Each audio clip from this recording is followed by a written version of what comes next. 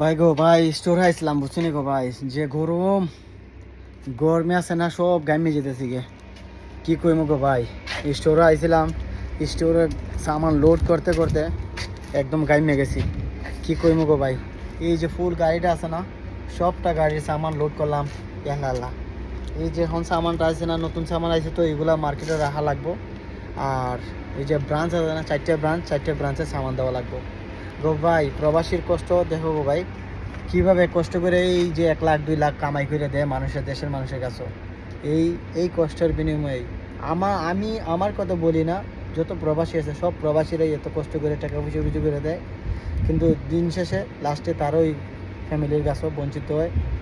দুর্নাম শুনে মনে করে টেকা জুলাই করে শ্বশুর বাড়ি ফাটা, ওর বাড়ি ফাটা, এগুলা বলে। কিন্তু গো ভাই বাস্তব হয়েছে এইটা।